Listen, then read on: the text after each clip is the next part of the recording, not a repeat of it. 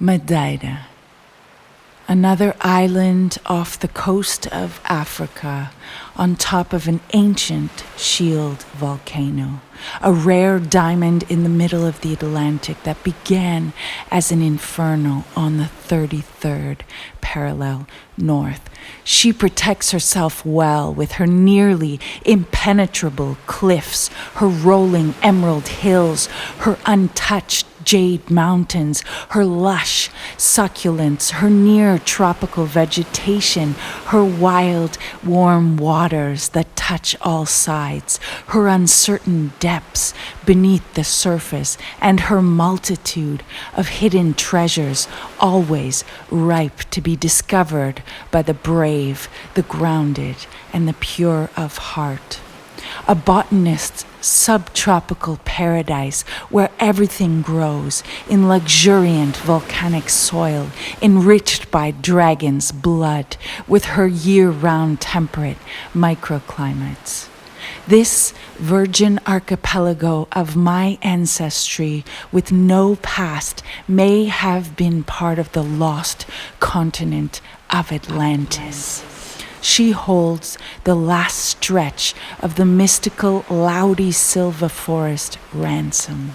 Her cost is no less than total surrender, no less than sacrificing what you think you know, who you think you are, what you think you own, in order to be fully present, to courageously experience the intensity of this land. She is the piper you must pay as she shows you the face of your true essence in magical ways. Just when you think you know her, she changes, she challenges you, she schools you on how to stop resisting, how to be present, and how to read her.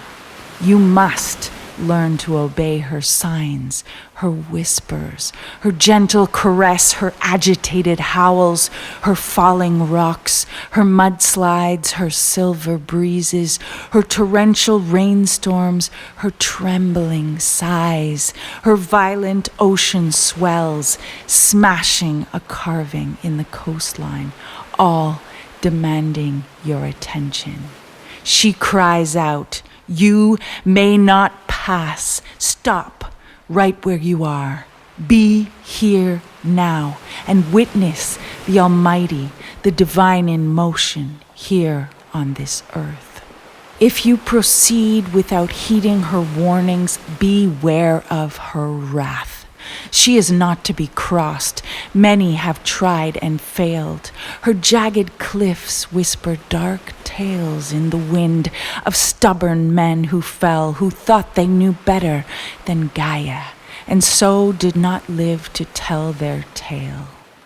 This mystical gem, a legend in my family, was the source of endless stories since I was a young girl. I heard tales of singing canários de terra, of picking and eating bushels of lush tropical fruit, anona, tomate inglês, tangerina, figos, uvas, tabaibos, mangos, papaya, e pera de abacate.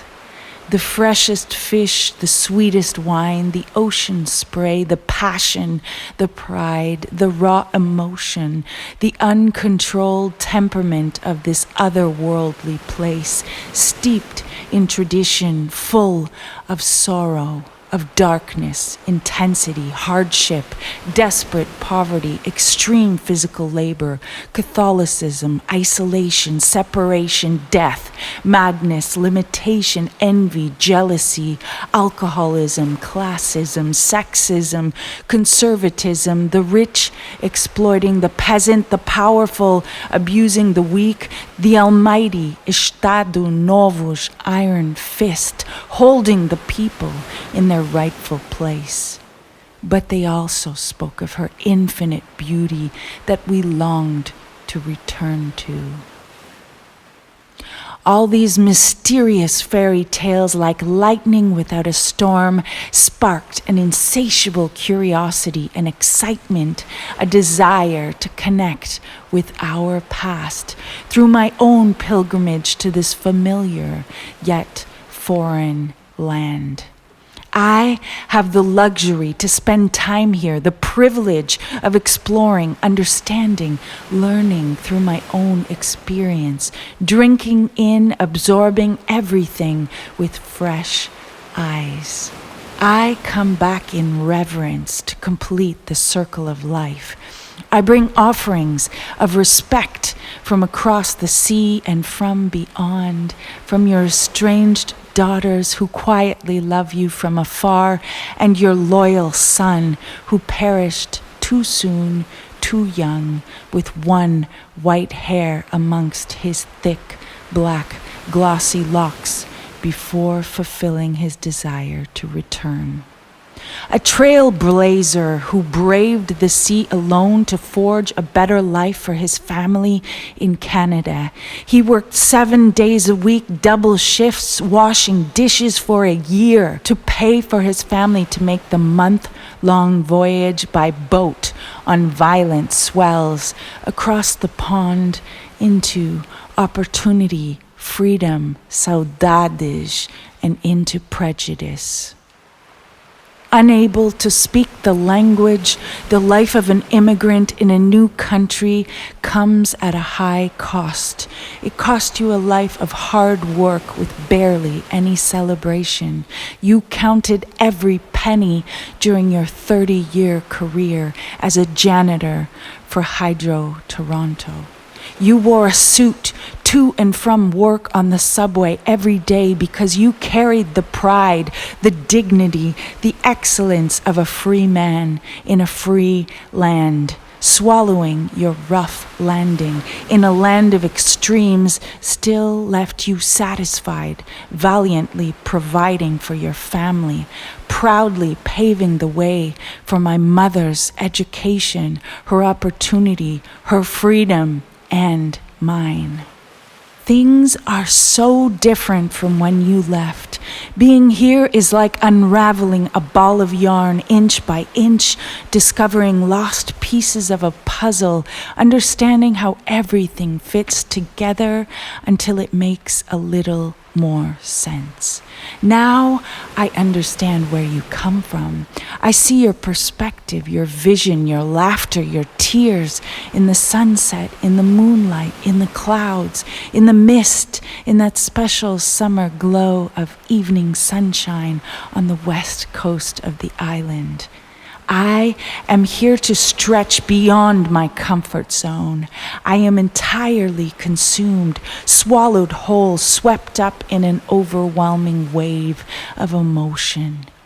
Here, my heart is awakening, blooming and bursting into song, rejuvenated after being in the desert for such a long time. The sunshine feeds my soul, the salt water kisses my skin, the wine makes me delirious. I am glowing, completely shaken, totally alive, expanding in all directions. The conflict resolved, the choices made simple, the thoughts profound. I walk your lavadas with conscience. I swim your calm waters with gratitude. I listen to what you tell me. I see everything. I hear all that is happening around me. Even the sound of the tiniest leaf falling in the woods thunders like Zeus. I make every action with intention. I respond to what you ask me to do, what you know I need best. I bow down to kiss your soil. I float in your crystal clear natural saltwater pools with an open heart and mind, with the naivete of a fool who will not allow anyone or anything to take away his glorious vision of the world, whose trust is profound and seemingly foolish.